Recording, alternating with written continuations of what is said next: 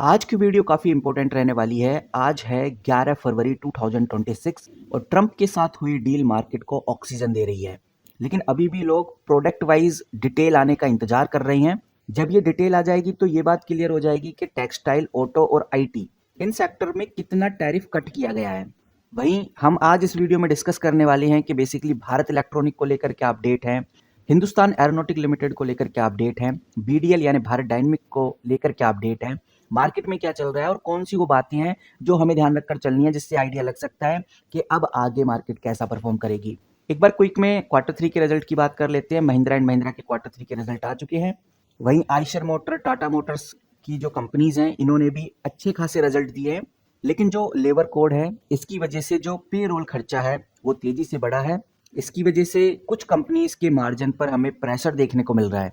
इतना ही नहीं, यूएस से आज हमें एक और बड़ा डेटा देखने को मिलेगा। आज हमें यूएस का जॉब रिपोर्ट डेटा देखने को मिलने वाला है और फ्राइडे को हमें इन्फ्लेशन यानी सीपीआई डेटा भी देखने को मिलने वाला है। और यही दोनों डेटा तय करेंगे कि अब डॉलर कितना मजबूत होगा और एफआईआई इंडिया में कितना पैसा डालेंगे या कितना पैसा निकालेंगे।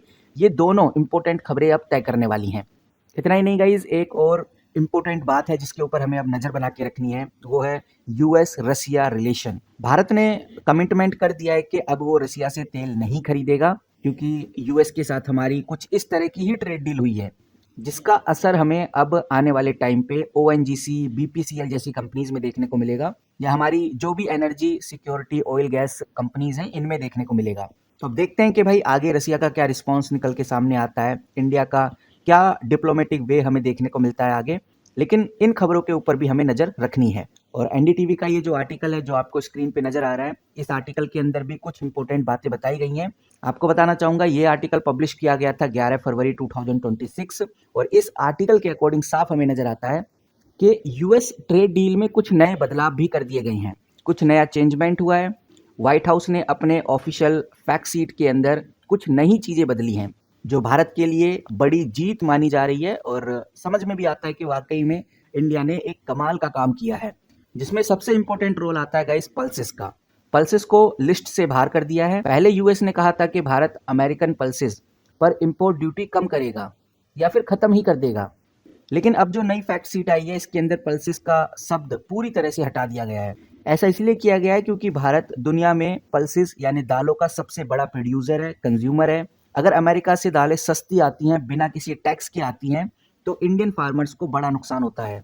भारत ने इस चीज को टोटली डिनाई किया है, जिसकी वजह से व्हाइट हाउस में इस चीज को बदल दिया गया। वहीं मैं आपको कल बता रहा था कि ये जो 500 बिलियन का जो परचेज था, ये कमिटमेंट भी अब चेंज कर दिया गया है।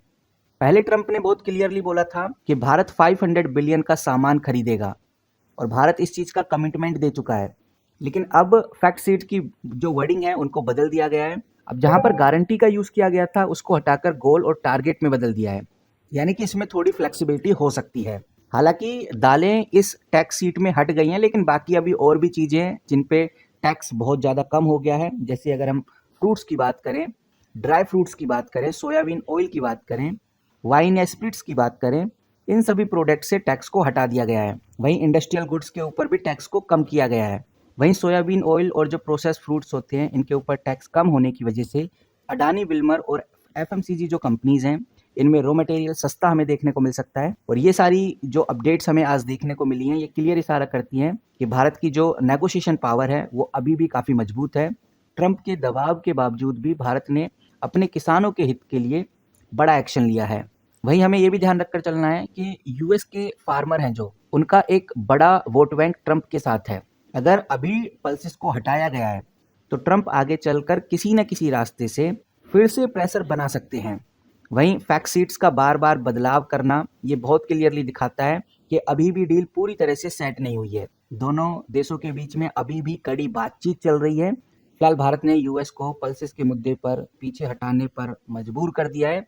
ये भारत के फॉर्म सेक्टर के लिए एक बड़ी डिप्लोमेटिक जीत है और इन्हीं कुछ रीजन के चलते हुए आज मार्केट में हमें अनसर्टेनिटी देखने को मिल रही है, क्योंकि चीज़ें अभी भी एकदम क्लियर होती हुई नज़र नहीं आ रही। और मार्केट, इस यही रीज़न है कि मार्केट आज हमें फ्लक्चुएट करता हुआ नज़र आ रहा है। लेकिन धीरे धीरे हमें मार्केट एंड होते होते क्लियरिटी मिल जाएगी। जैसी कोई बड़ी खबर आती है डिफेंस सेक्टर को लेकर, शिप बिल्डिंग सेक्टर को लेकर, सेमीकंडक्टर सेक्टर को लेकर, आपके साथ ज़रूर शेयर करूँगा। मिलते हैं किसी नई वीडियो के साथ, तब तक के लिए take care and good bye.